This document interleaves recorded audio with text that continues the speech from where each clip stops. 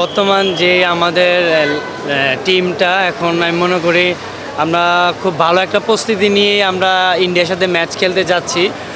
Saudi আরবে খুব ভালো আমাদের একটা প্র্যাকটিস সেশন ছিল। সো আমি মনে করি ওভারঅল যেহেতু নতুন করে টিমে জয়েন করছে হামজা চৌধুরী, সো অবশ্যই একটা বাড়তি একটা আমাদের টিমের একটা যে বর্তমান টিমের যে কন্ডিশন, আমি মনে করি আমরা একটা ভালো একটা রেজাল্ট করতে পারবো। আর হামজা খুবই তাড়াতাড়ি আমাদের সাথে মানিয়ে নিতে পারছে, মনে হচ্ছে যে ও আমাদের সাথে অনেক দিন ধরে খেলতেছে। সো এটা আমাদের যারা আমরা দেশি বা আমরা যারা বাংলাদেশি প্লেয়ার আছি, সো ওর সাথে আমরা খুবই তাড়াতাড়ি যত তাড়াতাড়ি মানিয়ে নিতে পারবো এটা টিমের জন্য ভালো। আর ও আমাদের সাথে খুব ভালোভাবে মানিয়ে নিতেছে, যেটা পজিটিভ একটা সাইড টিমের জন্য।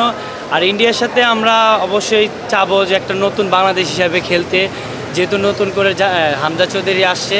সো আমরা চাবোই যে ভালোভাবে স্টার্ট করতে, একটা ভালো জয় দিয়ে যেন শুরু করতে পারি। হামজাকে যেন এই জয়টা আমরা দেশি প্লেয়াররা দিতে পারি, যারা আমরা লোকাল প্লেয়ার আছি, যেহেতু ইংলিশ প্রিমিয়ার লিগ খেলে।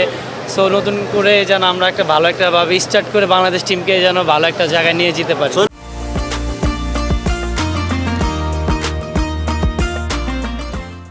বড় টপ প্লেয়ার, ওর মধ্যে ওই জিনিসটা নাই যে ও একটা বড় লেভেলে খেলে দেন আমাদের সাথে খেলতেছে। ওর মধ্যেই এই জিনিসটা কাজ করতেছে না যে আমাদেরকে ইগনোর করবে বা ওরকম। তো আমি মনে করি খুব একটা ভালো মনের মানুষ, যেটা আমি মনে করি আসলে একটা প্রত্যেকটা মানুষের থাকা উচিত।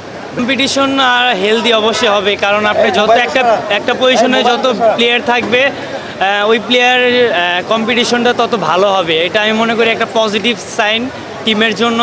আমি মনে করি এটা প্রতিটা পজিশনে কম্পিটিশন থাকা উচিত। এটা টিমের বেটারমেন্টের জন্য আমি মনে করি ভালো।